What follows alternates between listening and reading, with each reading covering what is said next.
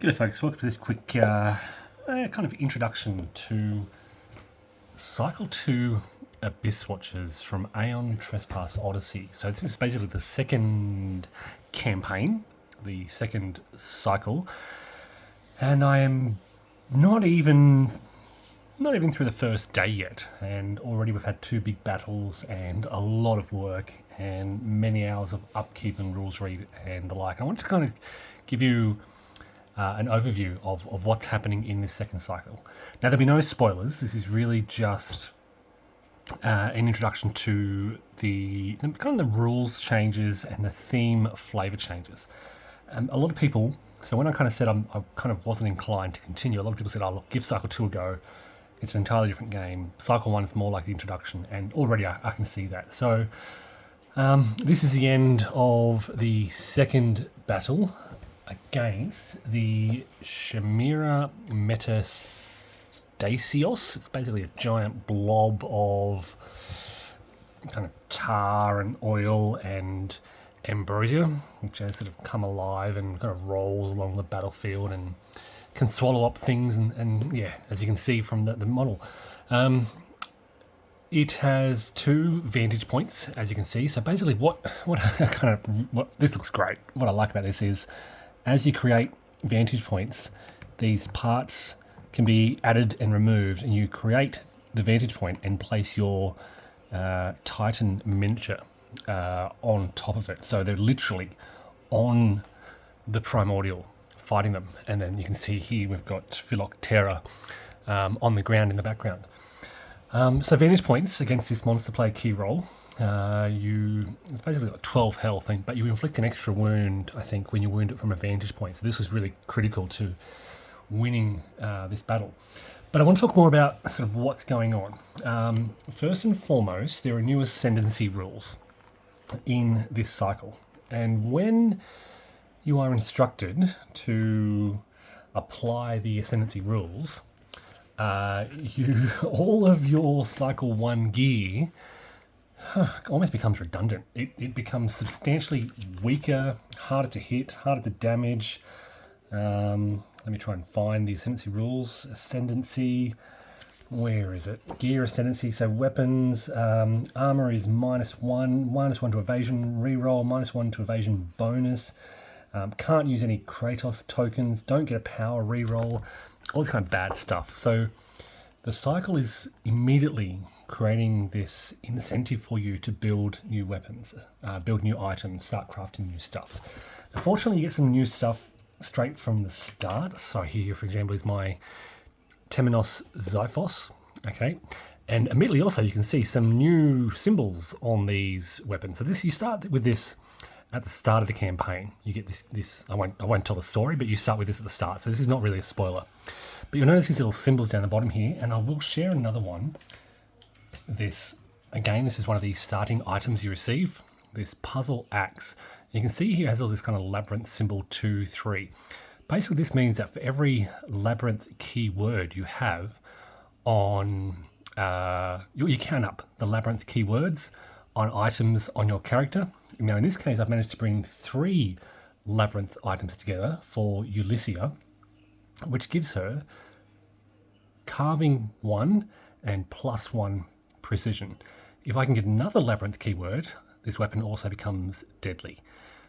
Okay, so I was kind of thinking, just looking at the item by itself, and I was kind of a bit reluctant to take this because it's not that great by itself. It's not that much better than, for example, the weapon it replaced, which I can't recall. But then I thought, well, if I can add all these things, carving, precision, if I can make it deadly, geez, if I can get up to auto break too, that'd be quite amazing. So I thought, yeah, look, I'll put this into place and try and utilize those labyrinth bonuses. Cycle 2 also introduces combos. So this basically means a lot of the primordials have, will basically perform 2 attacks in a row. You perform an AI activation, and then when that's complete, you draw and resolve a second AI. To counter that, you really need, now where is it? Where is my break? Here you go. You need a combo breaker. So you need to break that combo. So there's this new combo and kind of combo breaker mechanism. It's not just about disrupting an attack or blocking, defending, etc., shielding. You now have to really work to break these combos. Otherwise, geez, these primordials are going to be doing a heck of a lot of damage to you. There are new map rules as well, like canals, and of course there's the adversary movement, but I haven't really explored much of the map yet. As I said, it's only the first day, so very little movement has happened. There are new movement rules for the primordials. So I fought against the Nichkin in the sort of day 0 battle, and he had this special ability where he landed on top of my titans. So wherever he's on the board, he gets unlimited movement, teleports to me, and then jumps on top of my titans. Yeah, so good luck evading that kind of thing. There are also new crippled titan rules. So instead of dying, you suffer crippled titans. Now this is worse than dying, because what they do is they fill up a space in the Argo and they don't go away. So I don't quite know what we do with those. Apparently I can use them for titan breeding. I can lose them as a result of a game effect, like if I have to sacrifice a titan, but otherwise they just take up a space and don't do much at all. Look, a heap of new keywords, and conditions like hatred and frenzy that I haven't explored yet. There are new afflictions. I think that Ambrosia is going to play a big role already, again without spoiling anything. This has been a part of the story and a part of the battles.